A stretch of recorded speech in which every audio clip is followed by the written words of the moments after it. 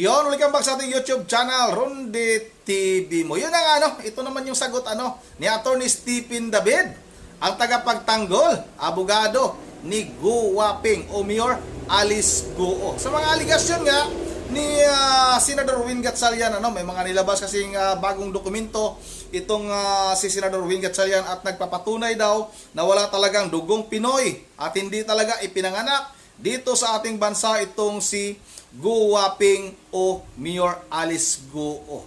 Yun na nga kaya noong mga nakaraang Senate hearing ay hindi talaga niya maikwento, hindi niya maibahagi yung kaniyang mga nakaraan nung kabataan niya kasi nga hindi siya pinanganak dito sa ating bansa. Sino ba yung kalaro niya dito? Hindi naman siya pinanganak dito, hindi naman siya lumaki. 13 years old na siya nung pumunta siya dito sa ating bansa, kung hindi ako nagkakamali mga kababayan. Yun ang kayo na lang yung bahalang humusga at kilala nyo naman itong si Attorney Stephen David na abogado din dati ni Janet Napoles. Alam nyo na kung anong klaseng abogado ito. Yun ang wag na natin itong patagalin. Sabay-sabay na natin itong panoorin. Opo, meron hong bagong dokumento na inilabas si Senator Sherwin Gatchalian na nag-uugnay ho dun sa inyong kliyente, si Mayor Alice Goo, isa hong Go Waping na isa hong Chinese citizen. Dumating daw ho sa bansa January 12, 2023. Anong reaction po ni Mayor Goo? 2003. 2003, sorry. 2003. Well, una, ako may reaction ako dyan, siya may reaction dyan. Opo, kayo po muna, sige. Ako, yung sa aking reaction dyan, una, siyempre abogado tayo, alam niyo naman yung dyan, hindi tayo pwede mag-comment sa mga dokumento kung hindi natin na-scrutinize. Kasi ang proseso dyan, ipresenta mo yan sa korte o kaya sa OSD kung saan. And then, ititingnan natin yan, babalidate natin para malaman natin yung authenticity and due execution of the documents.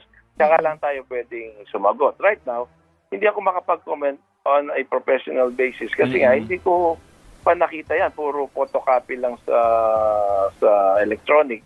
So, I cannot. Pero, as far as Mayor Goo naman is concerned, ito naman ang sa kanyang observation siya. Una-una, categorically, dinideny niya na may kinalaman siya dyan. Wala siyang, hindi niya kilala yan wala siyang alam dyan. Pangalawa, ito kasi yung observation niya dyan. Yung China kasi, bawal sa kanila yung dual citizenship. Hindi kagaya ng Amerika, meron tayong dual Filipino at American citizen. Sa kanila hindi pwede yan. Ngayon, in the past, na-issuehan na si Mayor Goo Alice ng Philippine passport. Hindi ako nagkakamali, 3 beses nang na-renew yan 2 o 3 beses na na-renew. Pag nagta-travel siya sa China, nakita naman sa Senate siya, sa Senate investigation, 2 o 3 beses siyang pumunta ng China. Meron siyang Chinese visa. So sa Philippine passport niya, nag-a-apply siya ng Chinese visa. Ito noon, 10 years, 15 years ago, wala namang issue about this. Kung totoong meron siyang Chinese passport, hindi na niya kailangang kumuha ng Chinese visa. Kasi yung kanyang Chinese passport, valid yun sa China. Plus, kung totoong siya, sa kanya yan, kung ikilaman siya, malalaman naman ng China yan na Chinese citizen siya, may Chinese visa, hindi question yung pag-a-apply niya ng Chinese visa. Chinese citizen ka, tapos mag-a-apply ka ng Chinese visa. Ano lang yan common sense yun So, kung ano man itong pinalalabas nila na Huaping, harapin natin sa husgado yan. Ako, I'm very confident na marerebat natin yung mga allegations na yan. Ang hirap lang kasi ngayon sa yung ating panahon, hindi naman noon pa, yung publicity, trial by publicity. Ang hirap kasing kalabanin yung trial publicity. Kahit na sa husgado mailabas mo yung katotohanan, para hindi na naniniwala yung mga tao. Kasi nga, meron silang prejudgment, meron silang conviction dahil sa mga lumalabas sa public social media, gano'n.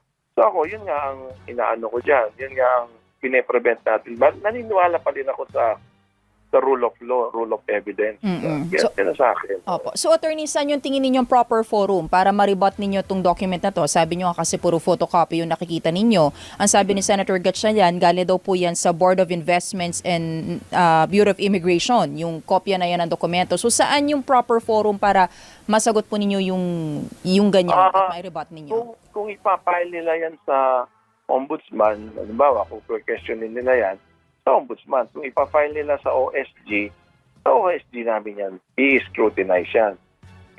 Ano namin yan, siyempre, kung saan nila ipafile yung case, kung magpafile sila ng case, doon namin, siyempre, ipipresenta nila yan dahil ebidensya nila yan.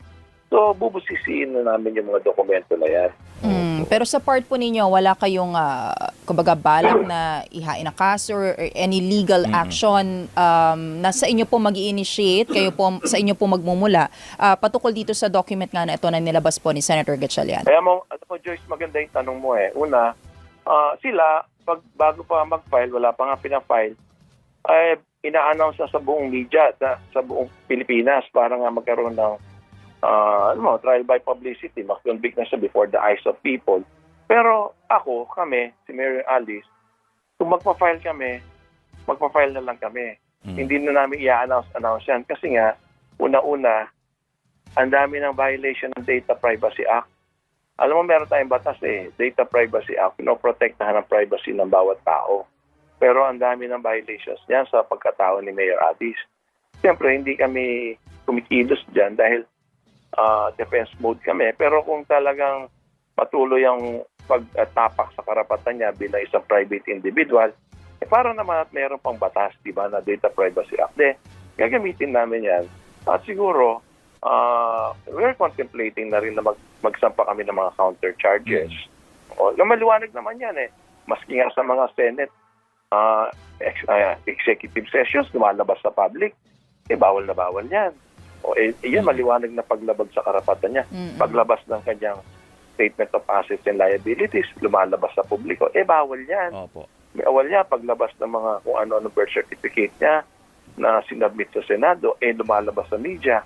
Bawal yan. Sino ang, malaki ang kaparusahan yan sa sa ating Data Privacy Act. So, Attorney, kanyo contemplating kayo on filing counter charges against who? Against whoever is responsible for spreading this private itong data ni Mayor Alice. Kung sino man yon. Mga senador po ba? Pero siyempre, not for me to decide. I will always defer to the signal ni Mayor of the client as a lawyer, di ba?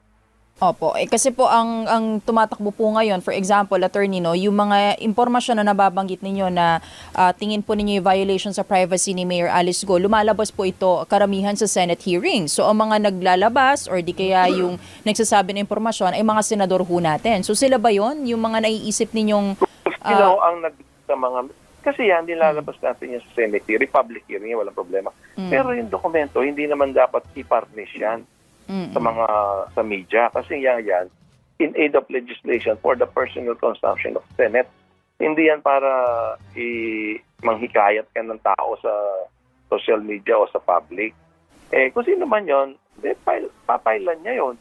Di ba? O kung sino man yung gumamit sa media, halimbawa, sino ba nag-publish niyan? Makikita mo naman kung sino. Lalo na yung mga vloggers na kapatid daw niya, etc. Malaking malaking sasagutin yon, di ba? Mayor. Attorney, si Mayor Go ba'y nagkaroon na ng categorical statement denying na siya si Go Waping? Well, ang statement ni Mayor, she is a Filipino. She is issued a Philippine passport. Maraming beses na meron siyang mga real estate properties na hindi mo magagawa kung ikaw ay isang foreigner. At categorically, sinasabi nga niya na wala siyang kinalaman dyan sa Go Waping. Tingnan mo lang yung dyan. Obviously, sabi na 13 years old lang siya. Pero tingnan mo niya malitrato. Mukha bang 13 years old yun? Mukhang nanay na nga yun. Paano naman nangyari yun? Diba? Opo. Attorney ka... Go Waping na yan, ilan yan? Ang alam ko, ang dami niyan. Guwaping yata. Hirap kasi ng mga pangalan. Opo. Attorney, kahapon ang kampo po ni Mayor Go ay naghain po ng sulat sa Malacanang. Para saan po yun, Attorney, at ano po yung laman nun? Kaya na nasabi ko kanina, Joyce, yung ginagawa kasi nila na bago pa sila mag-file ng case, ang dami ng publicity kasi tons of evidence, may conclusion na, napatunayan na namin, etc. Marami.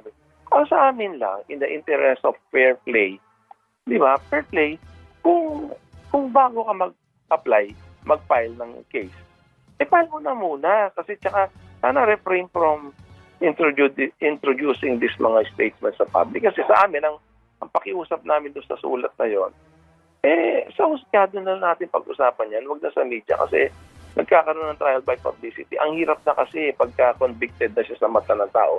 So sa amin lang, ang sulat namin basically is we're asking for fairness. Tsaka kung ang hanap niyo katotohanan, ako din as a lawyer, ang hanap ko katotohanan. Kung ano ba yon, malalaman natin yan in the proper forum. Hindi yan sa pagkampanya sa mga tao na ito siya, ganito, may ebidensya kami, malakas, convicted na. In a way, sinisway mo yung public opinion. Ang hirap nun. Ang hirap i-rebut ng mga ganyang statement sa public. So, ayun nga, basically, pakiusap. Sana, mag-file ka, pero huwag na natin pag-usapan sa media yung mga ebidensya na yan. Sa husgado na natin pag-usapan. So, para kaya nga, di ba, meron nga tayong tinatawag nilang prejudice, subjudice na wag niyong pag-uusapan niya pagka nakasampa na sa court. Kasi nga, para hindi ma-influensyahan yung mga tao sa kung ano man yung katotohanan. Yun ang si Attorney Stephen David, karapatan din ng taong bayan na malaman talaga ang katotohanan. Kailangan din namin makibalita sa mga senador yung mga inilabas nila na mga dokumento, yung mga inilabas nila na sinasabi nila na patunay na itong si Mayor Alice Go ay hindi talaga Pinoy, walang dugong Pinoy ito. Karapatan na malaman ng ating mga kababayan. Dahil baka mamaya sinakop na tayo ng mga inchik na ito. Hindi natin alam na itong si Mayor Alice Go ay maging senador ito. Baka mangyari pang maging presidente ito kung hindi ito natuklasan, kung hindi ito nabunyag. Malaking problema sa ating bansa. Mamaya, ang magpapatakbo dito sa ating bansa, mga insik na. Alam naman natin, napakaraming insik dito sa ating bansa. Itong si Attorney Stephen David, talagang kampi ito sa mga insik na ito. Sa bagay, mga insik, maraming pira yan. Yun ang kayo naman yung bahalang umusga kay Attorney Stephen David. Ulitin ko dating abogado ito ni Janet Napolis. Yun ang dito lang muna at bago tayo magtatapos ay mag-shoutout muna tayo daming inchik dyan sa Divisoria. Minsan may nakaaway pa akong inchik dyan. Munti ko sapakin yung inchik. Dahil yung balahibo ng kamay ko rito, ginano niya na razor.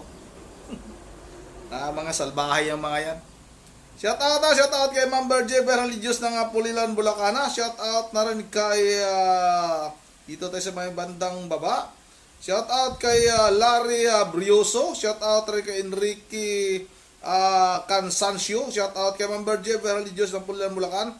Kay Ma'am Joyce ng Japan, GC Garcia. Shoutout kay Joel Sam, kay Rick Palcunayo. Shoutout kay Jerome Cinco, kay Berhelio Munoz, kay Joel Yubanas, at kay German De La Cruz, at kay Romel Cholba. Yun naman, dito lang muna ito sa This is Ron TV mo.